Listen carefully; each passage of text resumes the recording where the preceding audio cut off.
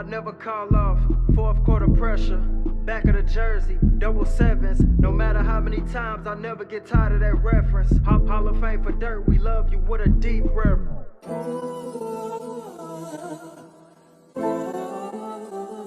Hi, this is Luka Doncic, Hi, I'm Kyrie Irving, and you're listening to the Mavs Step Back Podcast. They waiting on my fall off, I'll never call off. Fourth quarter pressure, back of the jersey, double sevens. No matter how many times, I'll never get tired of that reference. Hall of Fame for dirt, we love you with a deep reverence. Backcourt nasty, I wonder who gon' check him. Cuban did his thing when he went and got number 11. I still got his picture on my wall at 707. Feel synonymous with Kyrie, how we both train with aggression. Competition obsolete, trying to breathe life into my dreams. I'm so tired of sleep, still got some work from last season that was incomplete. So hungry for redemption, thank my boys, just might overeat. Like Luka with his three, if I'm hit, my mic is prone to overheat. I pride myself the most, I'm 22 and my folks proud of me. I took the harder way since I was 10, was no surprise to me. A step back, Mavs blowing up was no surprise to me. And I'm speaking honestly. 7.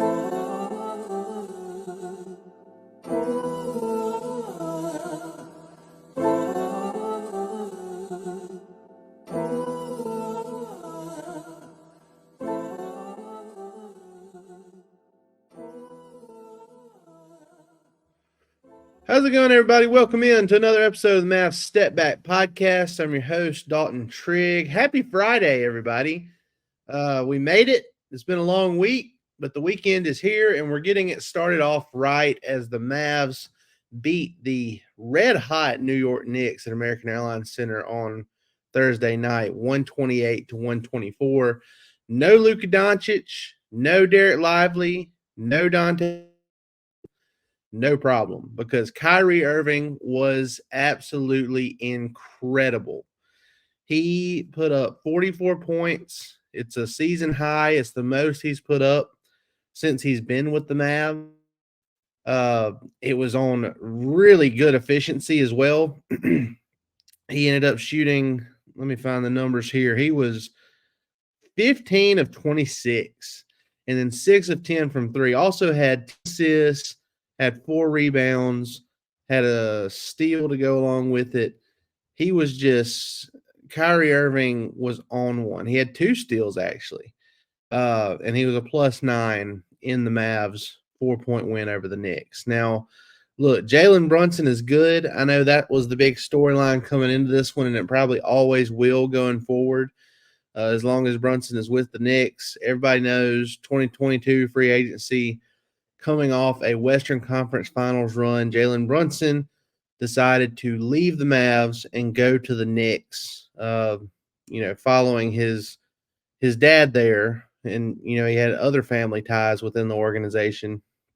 And he chose to go to the Knicks, and he signed a 4-year contract with them. So there's always going to be a little bit of extra oomph, a little extra – I don't want to say bad blood, because I don't think the players feel that way toward Brunson. I think it's all good there. But, they're always going to want to show him a little bit of something. And look, Kyrie, I don't think he would come out and say it, but, and I don't think he cares too much about it himself. But I do think he is at least aware of some of the conversation that goes on, among fans about, whether Brunson is actually better than Kyrie at this point in their career, since Brunson has taken the next step up and Kyrie's 31. And, I feel like I've seen people talk about that a lot, since the Mavs have done what they did. Now, the Brunson thing was completely separate from Kyrie. The Mavs went out after Brunson left and got Kyrie, so they're not directly connected. But there's still that conversation of like, oh, well, where would the Mavs be right now if they had just kept Brunson? And then you either keep Dorian Finney-Smith, Spencer Dinwiddie in your pick, or you use that same package and get some front court help. Are you better off that way? I don't know. I don't know if they are or not. I don't think so. I think, you'd rather have Kyrie Irving over Brunson just because of his track record, of how he is so clutch in fourth quarters and is able to completely take over. Size never becomes an issue really with Irving when he gets going. His footwork is so good, and Jalen Brunson's footwork is good too. But I don't think we'd ever have a situation with the Mavs with Kyrie if the Mavs got to the Western Conference Finals, where he becomes not.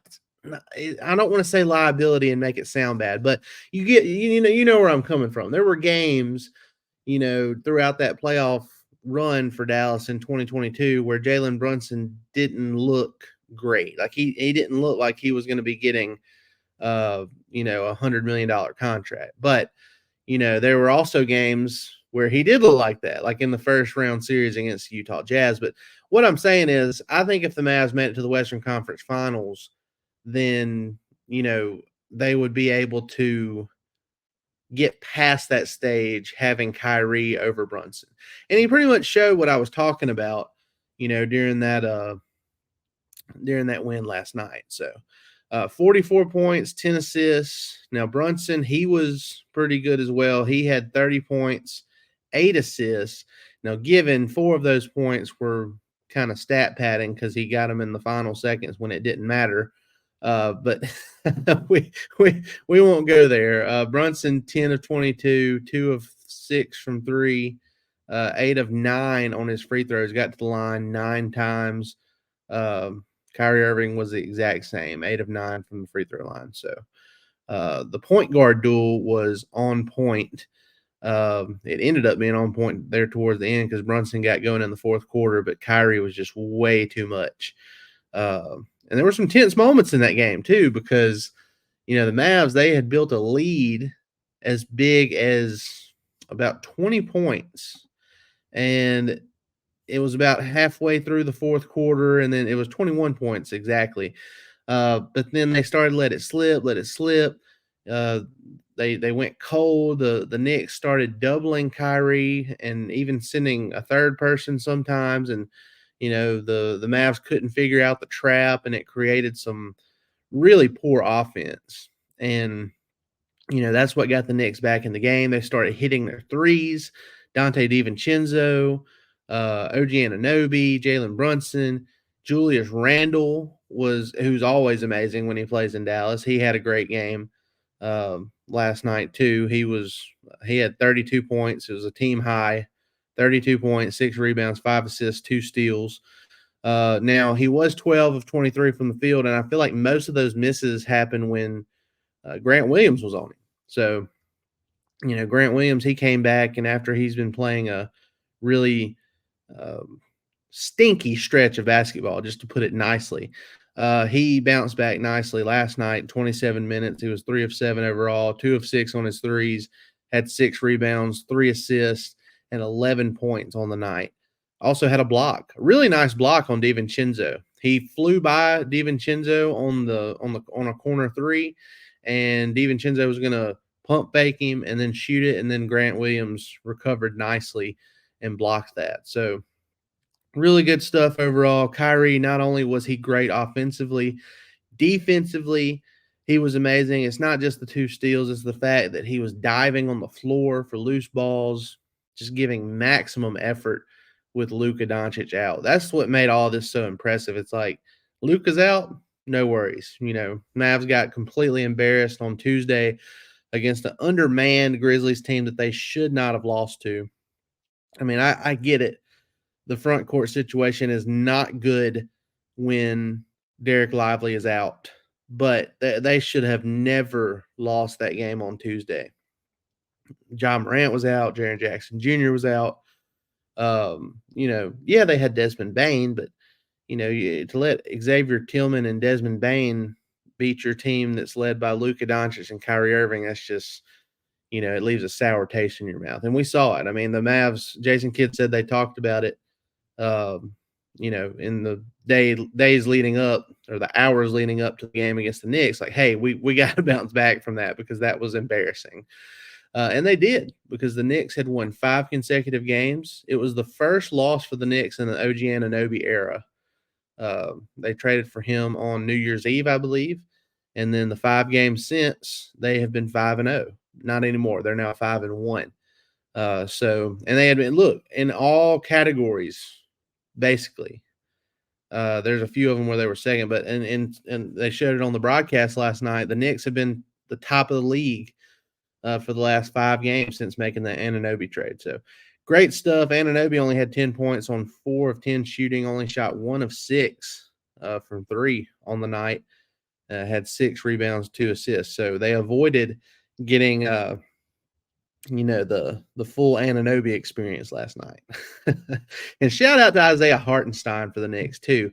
If the Mavs had him as a backup to Lively, or even if he was starting and Lively coming off the bench, however you want to say it, if they had a 2-man big rotation of Lively and Hartenstein, it would be a completely different dynamic for Dallas. We wouldn't be talking about them having to, make some trades before the deadline. But Hartenstein, he ended up with 8 points. He had 15 rebounds on the night, 5 of them offensive rebounds, and he had 3 assists and a steal. So, look, we got to tip our hat to Tim Hardaway Jr. He had a great game against his former team. The Mavs needed it. In 39 minutes, he had 32 points. So him and Kyrie combined for 76 points. That's pretty dang good with Luka not playing. But not just the 32 points for THJ. He shot 50% from the field. You love to see it. 10 for 20, 6 of 13 from 3, hit 6 of his 7 free throws, had 6 rebounds, 4 assists for Timmy. Look at that. And 2 steals. So, and he was a plus 12 on the night, which was a high for all the starters, plus 12. And then the highest for the entire night was Jaden Hardy. He was a plus 14 in 23 minutes off the bench, despite only shooting 2 of 8 overall. He got to the line 5 times and finished with 8 points, 6 rebounds, and 4 assists. So good minutes from Jaden Hardy off the bench there. Overall, it was just a really solid, energetic, just good defensive performance for the Mavs, except for, good defense, except for the last, I'd say, 4 to 5 minutes of that fourth quarter. But they end up getting the win. And like I said, they improved to 23-16 now. They're 12-8 at home. They're 4-1 on this current homestand, and now they'll finish things up with 2 straight games against the New Orleans Pelicans. They split that series in New Orleans earlier this season. They blew the Pelicans out the first time. Then they got blown out the second time on that in-season tournament court where Luka just looked like a shell of himself. So we'll see how it goes. Luka should be rested for that one, assuming he comes back. We should be getting pretty close to Derek Lively coming back. He's been upgraded from out to doubtful here lately. So I feel like he's the next progression in that is he should be listed as questionable. And then we'll go from there. So we should be getting close to the return of 2 key guys. Probably Exum might be a little bit longer. And then, Maxey, he's been upgraded here lately too. Instead of just being out, he's been listed as doubtful as well on some of this stuff. So we'll see. I mean, the Mavs, they might be getting healthy at the perfect time. They're playing good basketball to start this year, aside from that dud that we saw against the Memphis Grizzlies. That Utah Jazz loss is looking better and better by the day. If you've kept up with them lately, they've been just killing folks. So that one doesn't look near as bad. And, if the Mavs can take care of business against the Pelicans in these last 2 games to finish their homestand before they go on the road, they will be set up pretty good going forward. And I think, the more wins they can pile on, the more, they'll increase not only Luka's MVP chances, but, the chances of them making some really, really good noise in the playoffs. Because I think when you have a guy like Kyrie Irving and Luka Doncic, and then you have guys around them that can play defense and they believe in themselves, and, not just that, but the star duo believes in their supporting cast, I feel like the sky is the limit. And I do think this team is going to make a trade before the deadline to upgrade the front court. I don't know if that's going to be Pascal Siakam. I don't know if it's going to be Jeremy Grant. I don't know if it's going to be Draymond Green. We saw a thing the other day that said all Warriors players are basically on the trade block, or they can be had in a trade except for Steph Curry. So we'll see how all that goes. But there's other guys, PJ Washington, Dorian Finney-Smith. There are a lot of fours out there that I could potentially see the Mavs getting in on somehow. Kyle Kuzma, there's a bunch of them. So we'll see. We'll see how it goes. The trade deadline is February 8th. We're less than a month away, a little over 3 weeks remaining. And, we'll see if anything comes up in the Friday news dump around the NBA as far as NBA rumors go. So, guys, appreciate it. Y'all have a great rest of your Friday. Have a great weekend. Enjoy this. After the way people were feeling after Tuesday's loss, it feels good that they came back. Luka got to rest. Kyrie went off, and they beat a very, very good Knicks team. So enjoy it. Enjoy it for the weekend. Hope y'all have a great time doing whatever you're doing this weekend, and I will see you guys first thing next week. I'll either be with my guy, Drew Johnson, or my DallasBasketball.com colleague, Grant Afseth. One or the other, but I'll see you guys at the top of the week. Y'all have a good one.